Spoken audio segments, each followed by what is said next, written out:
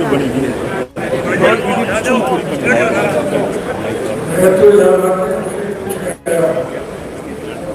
लोग राजनीतिक रूप से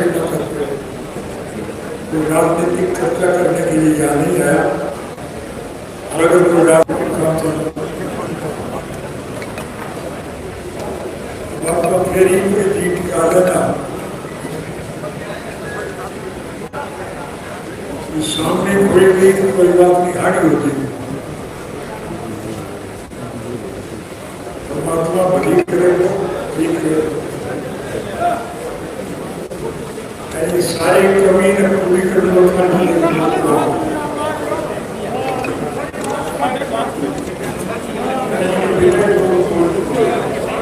थोड़ी सी माड़ी सी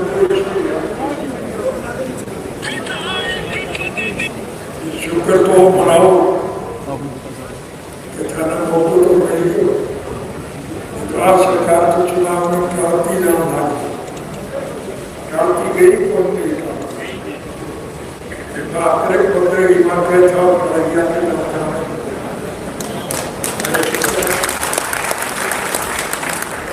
इसे सुनते मौके में फंस गया। चौधरी साहब ने जन्म दिवस पर की रैली खड़ी हुई। रैली में थे सारी ताकत को तो सबूत दियो कि वो लाभ इन चुनाव में मिले वो और मिले। रास्ते सरकार की गलत सोच चुकी है और थारे फायदे नहीं। तो थारी राजी से पूछना आयो और थानो हौसलो देना आयो कि चिंता करने की जरूरत नहीं। 25 तारीख खड़ी रैली दी लेकिन चुनाव में तकड़ा हो गए मन बना के वोट घेरते हो फिर 4 साल इंतजार करती। फिर बीच में चुनाव हो गए। ऐलनाबाद में चुनाव जो थे भारी मतलब जीत गया तो फिर राज में भगदड़ करने की कोई थे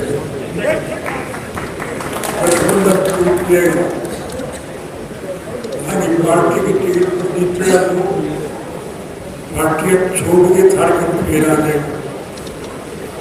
और फिर जब दोबारा भगदड़ मुद्देगी जाकर संख्या कम हो जाएगी फिर मध्यावधि चुनाव के अलावा कोई चारों नहीं।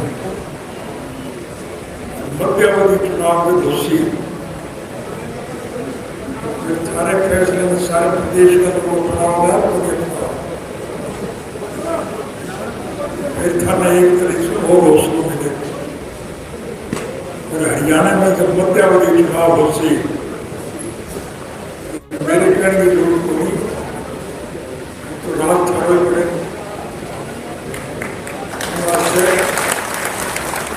एक ही बात कहना है मेरे पहले सारे लोग खुद की कह दी। अरबी 90 सिंह जी ने खुद ही थाना कही जात पात को जैर फैला के निकाल वो राजनीतिक रोटियां सूखी करता बनना अपने मुंह भी खाना पड़े। जेल से रिहा होने के बाद सकलाओं पहली मां लोगों ने बधाई दे गए। पिछले 10 महीना गर्मी सर्दी की परवाह किए बिना बरसती बारिश में भी और भूखा प्यासा रह गए। सरकार का बनाया काले कानून ने समाप्त कर लड़ाई लड़ा और भी संघर्ष में सैकड़ों लोग मर भी गया। लेकिन एक प्रसन्नता इसमें एक हुई और देखियो कभी संगठन में 36 जात का लोग शामिल है। हिंदू, मुसलमान, सिख, ईसाई, हरिजन, बैकवर्ड, व्यापारी, कर्मचारी, कारखानेदार, मजदूर, किसान और कमेरा 36 बिरादरी का लोग सारा इकट्ठा। क्योंकि इस देश में हर नागरिक आज चुनाव का तो लुटेरे वर्ग का लोग है लुटे खुशी मनाते। एक बात को ध्यान रखिए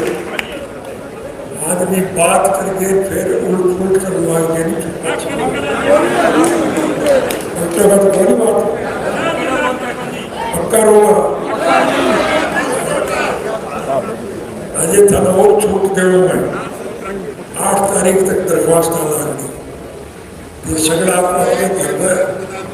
अपने घर में बदलाव कर लो और सारा मन बना लो। एक थे तो मतलब ये है, लेकिन कुछ बात और बदले रहेगा।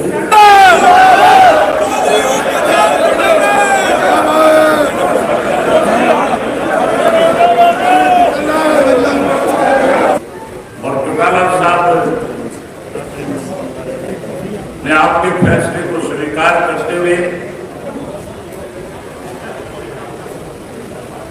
जो जिम्मेवारी पार्टी की तरफ से मेरी लगाई है,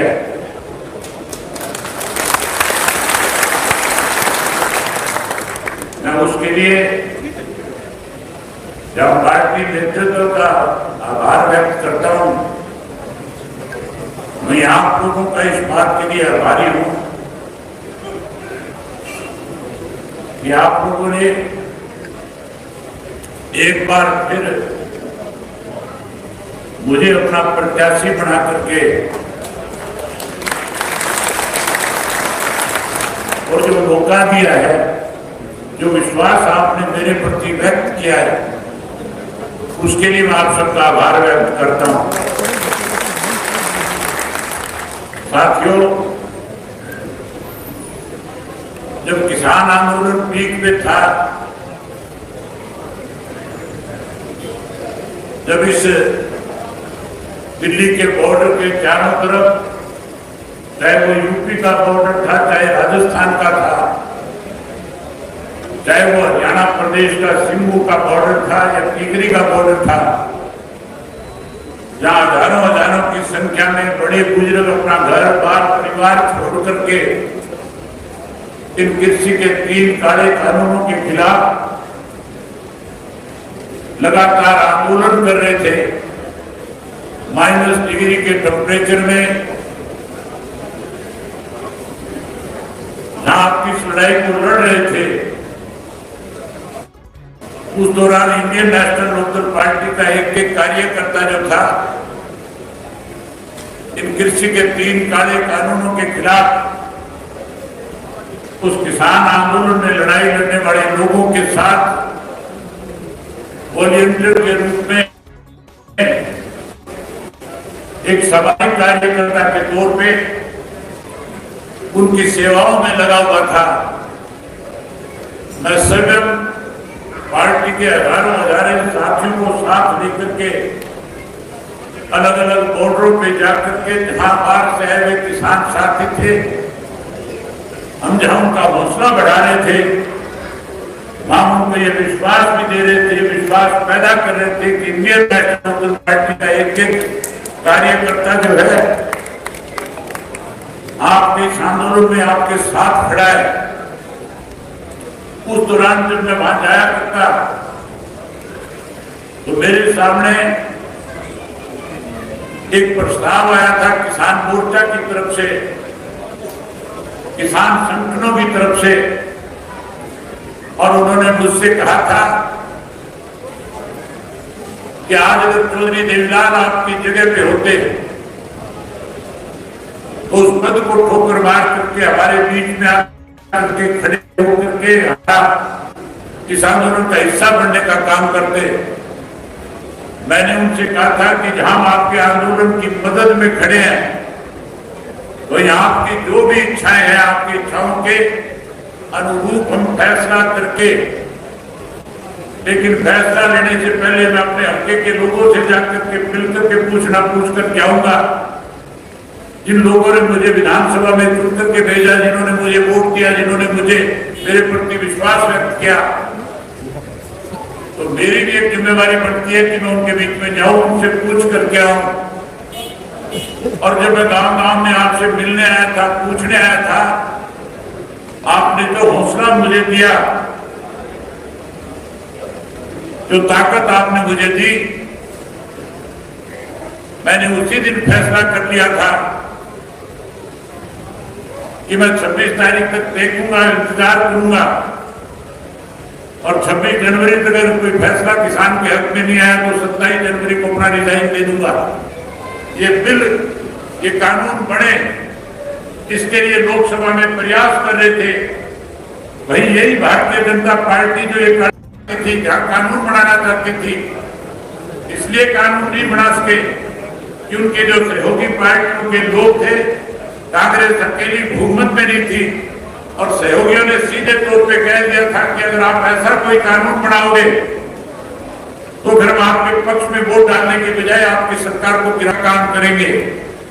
कांग्रेसियों से पूछना इसकी रूपरेखा किसने तैयार की थी, अगर वो आपकी इस बात का कोई उत्तर दे दे फिर तो वो आपके वोट के हकदार हो सकते हैं। साथ ही अगर उनके पास कोई उत्तर ना हो तो जैसे आज भाजपा का जनता का विरोध आप कर रहे हो, उसी तरह से इस भारतीय जनता पार्टी की बी टीम कांग्रेस पार्टी का भी विरोध करके अपने गांव से अपने बूथ से बात करने का काम करना। मैं उम्मीद करूंगा कि इस लड़ाई को अब की बार के चुनाव से केवल इलाहाबाद के विधायक की बात नहीं, इस चुनाव से पूरे देश में एक मैसेज जाएगा कि जिन जिन कृषि के काले कानूनों के लिए इलाहाबाद के विधायक ने इस्तीफा दिया, उसी इलाहाबाद के उपचुनाव में फिर से एक बार वहां के मतदाता ने इन तीनों कृषि के काले कानूनों के खिलाफ वोट लगा करके जहां उन लोगों की जमानत जब्त कराई, वहीं अपने पार्टी के अपने किसान साथी को विधानसभा में फिर से चुन करके भेजने का काम किया। बातें बहुत सी आपके बीच में करने की, जल्दी कार्यक्रम बना करके गांव गांव में आपके बीच में आऊंगा, आपसे मिलूंगा, जहां आपसे मिलूंगा वहीं आपसे आग्रह करूंगा कि मेरे कार्यक्रम के बढ़ने से पहले आप सभी गांव में एक एक आदमी से मिलकर के, एक एक बुजुर्ग से, एक एक माता और बहन से, नौजवान साथी से मिलकर के सबका एक मन बनाए और इस चुनाव को कृषि के इन 3 काले कानूनों के खिलाफ लोगों को खड़ा करके पूरे देश को एक मैसेज दे कि हम इन कानूनों को किसी भी कीमत के ऊपर सहन नहीं करेंगे, हम इनको निश्चित करके ही हाथ से दम लेंगे। यही बात आपसे कहने और करने आया था।